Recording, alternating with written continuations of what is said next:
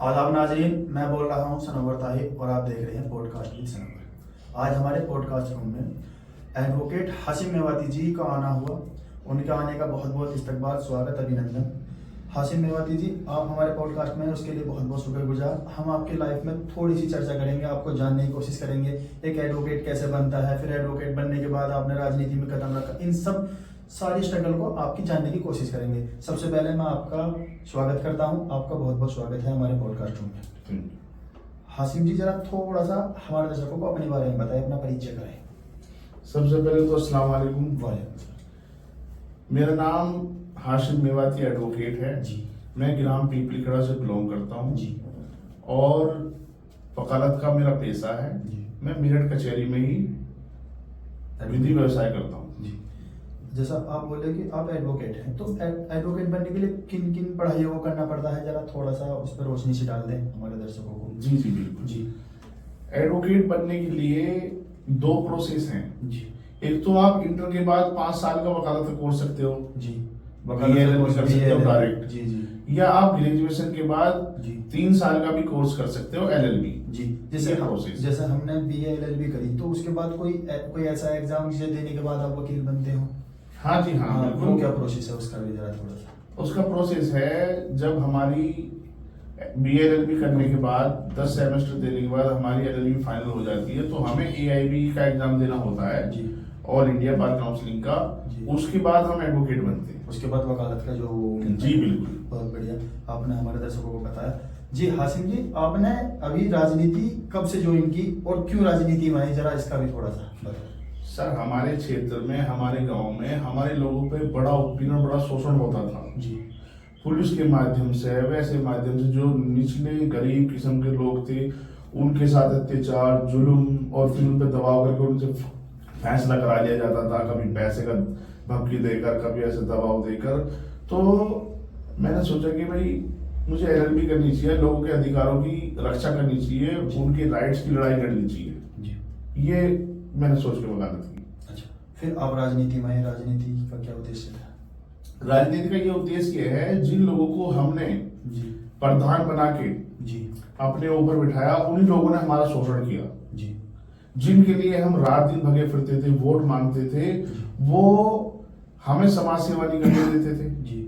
भिन्न भिन्न प्रकार के आरोप लगा के कभी हमें थाने बंद करवा दिया, कभी पुलिस चौकी बंद करवा दिया, 2 लठ लगवा दिए। ऐसे हमारे गांव के लोगों के साथ होता आया पुराने तरीके से, और उस पर राजनीति करते थे, खुद पकड़वाते थे, खुद ही छुटा के ला करते थे और हमसे पैसे दिलवा करे। अच्छा, ये तो बहुत गलत। तो मैंने अपने लोगों की रक्षा करने के लिए जी। एक टीम तैयार करी, संस्कृति सेवा समिति, जी। जिन्होंने गांव के लोगों को, क्षेत्र के लोगों को जागरूक किया। जी। और जागरूक होने के बाद एक वो टीम ऐसी है जो जिसके खिलाफ उत्पीड़न या शोषण होता है, तो बैकग्राउंड में वो टीम उनके साथ पूरी तरीके से खड़ी रहती है। आपने जिक्र करा संस्कृति सेवा समिति। जी सर। संस्कृति सेवा समिति क्या है, इसके क्या क्या उद्देश्य हैं? संस्कृति सेवा समिति एक संस्था है, एक समूह है जो अलग अलग धर्म जाति के लोगों को मिलाकर बनाई गई है। जो हमारी भारतीय संस्कृति है, जिससे हमारा देश जाना जाता है, हिंदू मुस्लिम मिलकर ही भारतीय संस्कृति बनती है।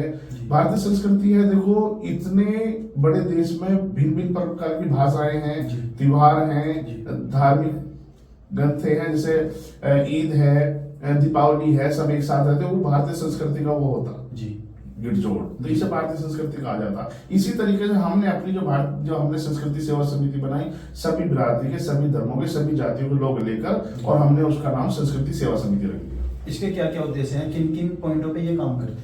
ये इसका मेन उद्देश्य तो है, we struggle for our rights, जी।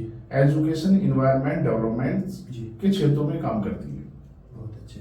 अच्छा, हमारी टीम ने जब आपके बारे में जानने की कोशिश की, तो हमें पता लगा आपने जिला पंचायत वार्ड 21 से इलेक्शन लड़ा था। उसको हारने की क्या वजह थी, आप हारने की सर ये वजह थी, पिछली बार मैंने बहुत मेहनत की जी। मैं हर घर में कई बार लोगों के पास गया, लेकिन एंड टाइम पे क्या है, पैसे के बल पर मेरा टिकट कटवा दिया।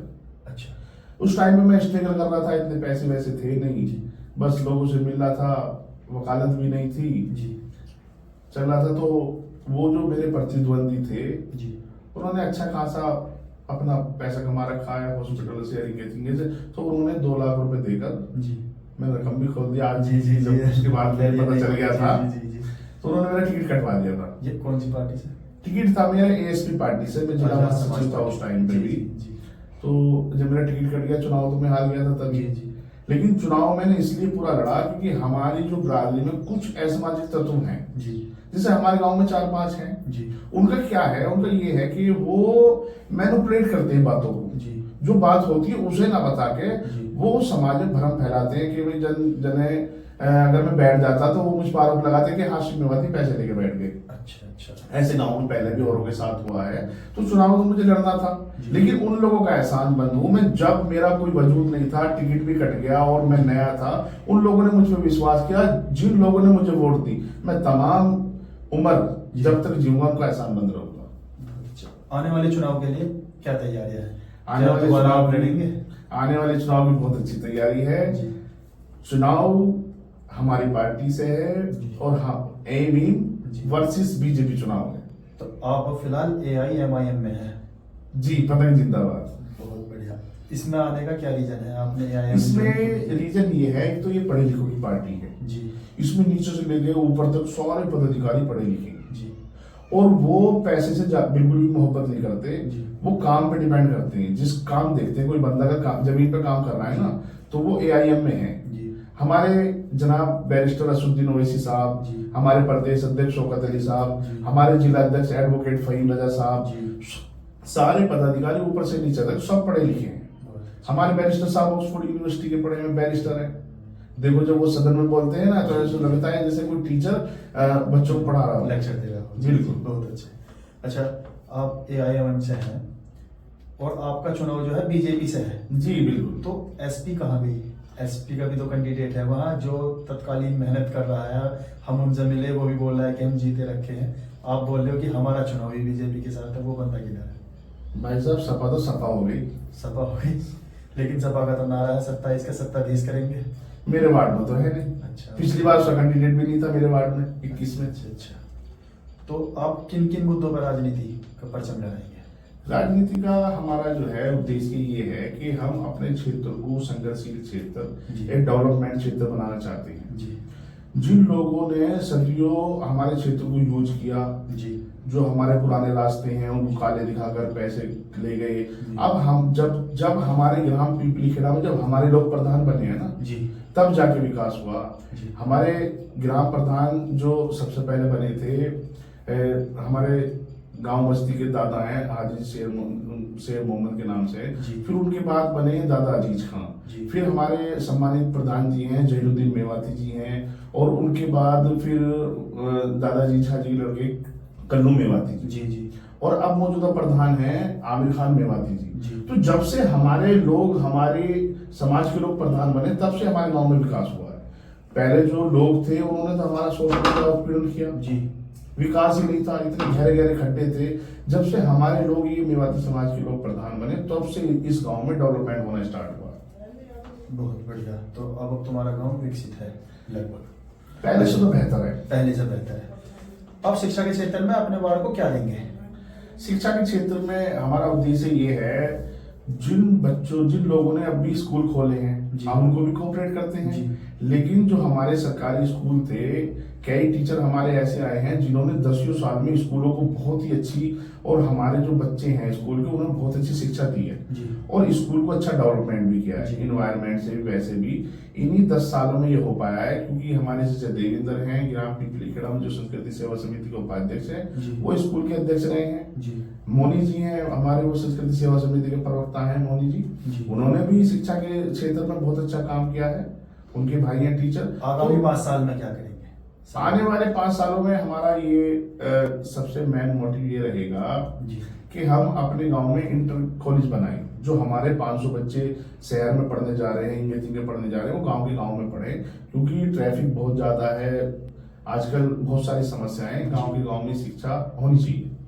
आप महिलाओं के ऊपर क्या करने वाले हैं? जैसे मोदी जी का नारा है नारी शक्तिकरण, ऐसे आपकी क्या सोच है? आने वाले टाइम में आप महिलाओं को क्या देना चाहेंगे? महिलाओं को सबसे पहले तो शिक्षा का वो होना चाहिए, क्योंकि गांव में जो है बच्चियां घर से निकल नहीं पाती, उनके लिए आपके क्या व्यवस्था करेंगे आप उसका थोड़ा? सबसे पहले तो शिक्षा ही होनी चाहिए, जी। क्योंकि जब उन्हें शिक्षा प्राप्त हो जाएगी तो उन्हें अपने अधिकारों के लड़ने के लिए, अपने राइट्स के लड़ने के लिए जानकारी हो जाएगी। जी। और उसी को महिलाओं को पूरी तरीके से बस जो शक्तिमान बनाता है कि भाई एजुकेशन मेन पॉइंट है। आप खेल के लिए क्या करेंगे, क्योंकि हमारे वेस्ट से लगभग सब ज्यादातर खेल पर ज्यादा ध्यान दिया जाता है, बच्चे भी बड़े बड़े खिलाड़ी, भुवनेश्वर कुमार है, एक दो और भी है, तो खेल के लिए आप अपने वार्ड में क्या करेंगे? खेल जीवन के लिए बहुत महत्वपूर्ण है जी। क्योंकि स्वास्थ्य मस्तिष्क का और स्वास्थ्य का और जो है उसका जो विकास होता है वो खेल से होता है। और आजकल हमारी सरकार ने हमारे जो कॉन्स्टिट्यूशन के अकॉर्डिंग जितने भी यह खेल में बहुत सारी वैकेंसी होती हैं जो बच्चे को बहुत आगे तक लेके जाती है। खेल में तो हम सबसे बढ़ चढ़ के सबसे ज्यादा हिस्सा लेंगे। आप आवाम को क्या मैसेज देना चाहोगे? आवाम से हम ये रिक्वेस्ट करना चाहते हैं कि आपने सभी लोगों को देखा जी और सभी लोगों को परखा जी। ईब की बार पीपली खेड़े को जिताएं जी। हासिम मेवाती को जिताएं जी। हासिम मेवाती वो शख्सियत है जो जमीन पर रह के काम करता है। जी। हर आदमी से मिलने का मेरे पास समय है जी। जनता के लिए फुल टाइम है। जी। मैं 10 बजे मान्य न्यायालय के निकलता हूँ, 4 बजे न्यायालय से निकलता हूँ। आप शाम में मुझे पकड़ लें, सुबह पकड़ लें, दिन में मान्य न्यायालय में आकर पकड़ लें, तो मैं जनता के बीच का आदमी हूँ। मेरे पास और कुछ नहीं, मैं मान्य न्यायालय में जनता की लड़ाई लड़ रहा हूँ, उनके अधिकारियों की लड़ाई लड़ रहा हूँ, उनके राइट्स की लड़ाई लड़ रहा हूँ। ये है सर। आप हमारे चैनल के लिए 2 शब्द हैं, कैसा लगा हमारा ये सब? सर आपसे मिलके बहुत अच्छा लगा, आपका चैनल भी बहुत अच्छा लगा और आपसे मिलके बहुत खुशी हुई। शुक्रिया सर, शुक्रिया हासिम जी।